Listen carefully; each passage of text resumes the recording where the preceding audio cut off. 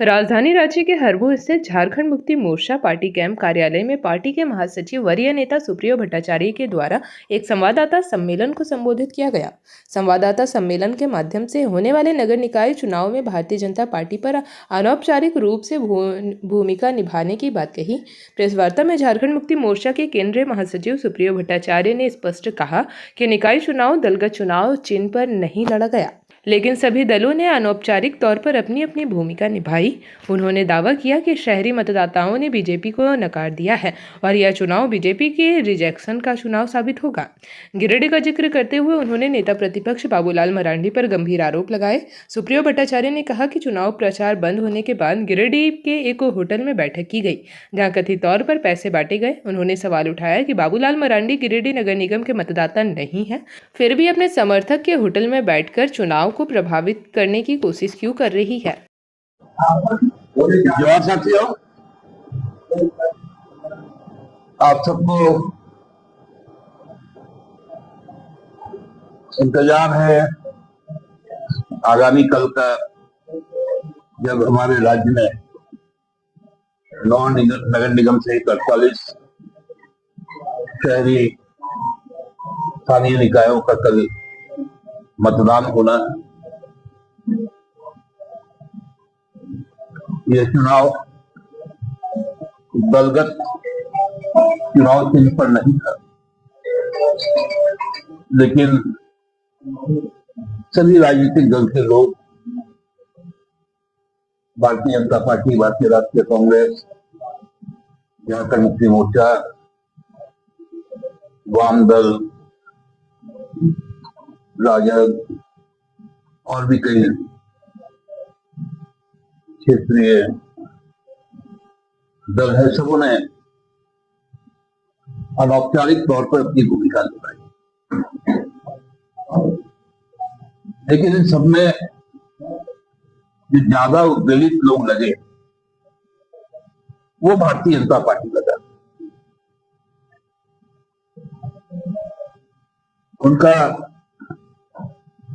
जो एक मिथक था कि शहरी वोटों का प्रतिनिधित्व वो करते हैं, इस पूरे अभियान में वो पूरा का पूरा दरकने का काम। शहर के प्रबुद्ध मतदाता ने भारतीय जनता पार्टी और उसके प्रतिनिधियों का लगभग उनको मानने से ही इनकार करने का फैसला लिया।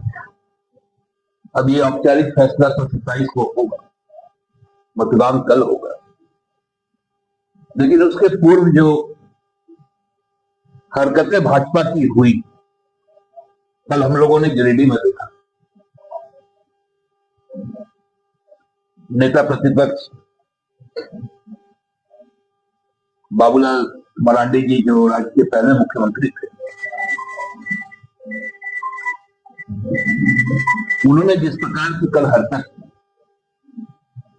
उसकी अपेक्षा न उनसे की जाती है, न किसी को करना चाहिए। चुनाव प्रचार कल शाम को 5 बजे जैसे ही समाप्त हो गया था, क्योंकि वो गिरिडीह नगर निगम के वोटर नहीं, वो कोदाईबाग तीसरी प्रखंड के वोटर। फिर भी उन्होंने कहा कि मेरा घर गिरिडीह शहर में भी है, इसलिए मैं गिरिडीह में हूं।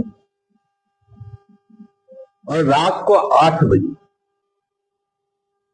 अपने पूरे लाव लश्कर और लगभग 200 भाजपा के नेता समर्थकों के साथ, उनके ही पार्टी के एक समर्थक है, संचालक उसके हैं मां काली भोजनालय, वहां पर जाकर भोजन करने लगे। भोजन के पहले भी बहुत सारी चीजें वहां पर हुई, खुलेआम बड़ी मोटी रकम वहां पर बांटी।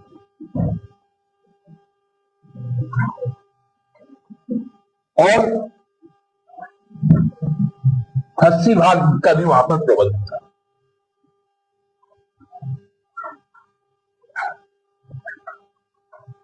अब आप बताइए रात को 8 बजे जहां पर धारा 144 लागू, चुनाव प्रचार थम गया,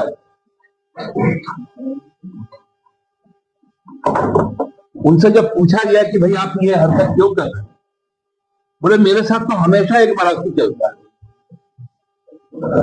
खुद को तो ना बता रहे, मेरे साथ हमेशा एक बाराती चलता है और हम कहीं पर भी जाते हैं तो 150 आदमी तो ऐसे ही खाना खाता है। ऐसा कौन होटल जिसके यहां पहले से सूचना दिए बगैर रात को 8 बजे 200 आदमी पहुंच जाए और उसके वहां पर मीट बना हुआ रहे।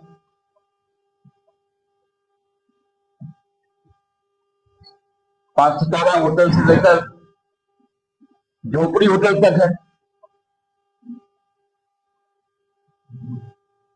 लेकिन